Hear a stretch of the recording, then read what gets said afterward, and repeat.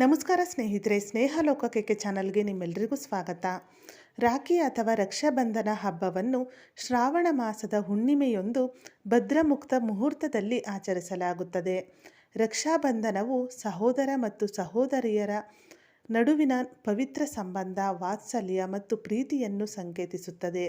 ಜ್ಯೋತಿಷ್ಯದ ಪ್ರಕಾರ ಈ ಬಾರಿ ಚಂದ್ರಗ್ರಹಣವು ರಕ್ಷಾಬಂಧನದ ದಿನದಂದು ನೆರಳು ಬೀಳುತ್ತದೆ. ಇದರಿಂದಾಗಿ ರಕ್ಷಾಬಂಧನವನ್ನು ಯಾವಾಗ ಆಚರಿಸಬೇಕೆಂಬ ಗೊಂದಲ ಎಲ್ಲರಲ್ಲೂ ಇದೆ. 2026ರಲ್ಲಿ ರಕ್ಷಾಬಂಧನ ಯಾವಾಗ ಬಂದಿದೆ? ರಾಖಿ ಕಟ್ಟಲು ಶುಭ ಸಮಯ ಯಾವುದು? ಚಂದ್ರಗ್ರಹಣದ ಸಮಯ ಯಾವುದು? ಭದ್ರ ಯಾವಾಗ ಪ್ರಾರಂಭವಾಗುತ್ತದೆ, ಯಾವಾಗ ಅಂತ್ಯವಾಗುತ್ತದೆ?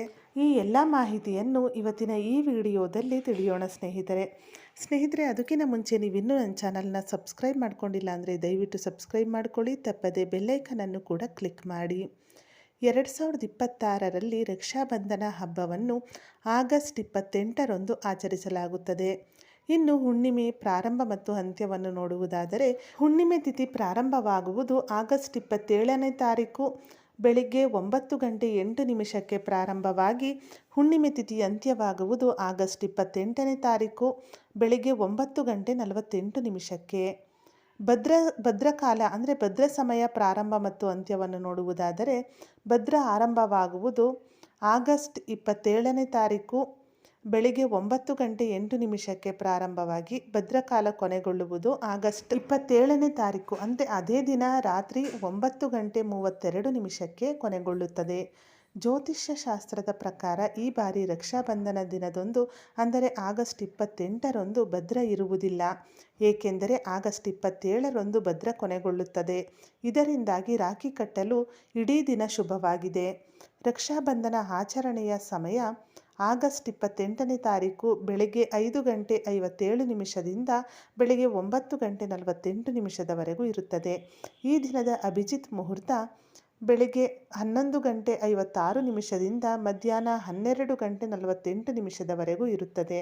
ಜೊತೆಗೆ 2026ರ ಎರಡನೇ ಚಂದ್ರಗ್ರಹಣವು ಆಗಸ್ಟ್ 28ರ ಶುಕ್ರವಾರ ಶ್ರಾವಣ ಪೂರ್ಣಿಮೆಯ ದಿನದಂದು ಸಂಭವಿಸಲಿದೆ. ಚಂದ್ರಗ್ರಹಣವು ಆಗಸ್ಟ್ 28ರಂದು ಭಾರತೀಯ ಕಾಲಮಾನದ ಪ್ರಕಾರ ಬೆಳಗ್ಗೆ 6:53 ಪ್ರಾರಂಭವಾಗಿ ಚಂದ್ರಗ್ರಹಣ ಅಂತ್ಯವಾಗುವುದು ಮಧ್ಯಾಹ್ನ 12:31. ಚಂದ್ರಗ್ರಹಣದ ಸೂತಕ ಅವಧಿಯು ಸುಮಾರು 1 ಗಂಟೆ ಮೊದಲು ಪ್ರಾರಂಭವಾಗುತ್ತದೆ. ಈ ಗ್ರಹಣ ಭಾರತದಲ್ಲಿ ಗೋಚರಿಸುವುದಿಲ್ಲ, ಆದ್ದರಿಂದ ಅದರ ಸೂತಕ ಅವಧಿಯು ಕೂಡ ಮಾನ್ಯವಾಗಿರುವುದಿಲ್ಲ. ಒಟ್ಟಾರೆ ಆಗಸ್ಟ್ 28ನೇ ತಾರೀಕು ಚಂದ್ರಗ್ರಹಣವು ಭಾರತದಲ್ಲಿ ಗೋಚರಿಸುವುದಿಲ್ಲ. ಜೊತೆಗೆ ಭದ್ರ ಸಮಯ ಅಂದರೆ ಭದ್ರಕಾಲವೂ ಇರುವುದಿಲ್ಲ. ಆದ್ದರಿಂದ ಇಡೀ ದಿನ ನೀವು ಯಾವಾಗ ಬೇಕಾದರೂ ರಾಖಿಯನ್ನು ಕಟ್ಟಬಹುದು. ಸ್ನೇಹಿತರೆ, ಇವತ್ತಿನ ಈ ವಿಡಿಯೋ ನಿಮಗೆ ಇಷ್ಟವಾದಲ್ಲಿ ವಿಡಿಯೋನ ಲೈಕ್ ಮಾಡಿ, ಹಾಗೆ ನಿಮ್ಮ ಫ್ರೆಂಡ್ಸ್ ಆ್ಯಂಡ್ ಫ್ಯಾಮಿಲಿಗೂ ಈ ವಿಡಿಯೋವನ್ನು ಶೇರ್ ಮಾಡಿ. ಇದೇ ಥರದ ಮತ್ತಷ್ಟು ಮಾಹಿತಿಗಾಗಿ ಸ್ನೇಹ ಲೋಕಕ್ಕೆ ಚಾನಲ್ನ ಸಬ್ಸ್ಕ್ರೈಬ್ ಮಾಡಿಕೊಂಡು ಸಪೋರ್ಟ್ ಮಾಡಿ. ಕೊನೆ ತನಕ ವಿಡಿಯೋ ನೋಡಿದ ಎಲ್ಲರಿಗೂ ಧನ್ಯವಾದಗಳು. ಸರ್ವೇ ಜನ ಸುಖಿನೋ ಭವಂತು.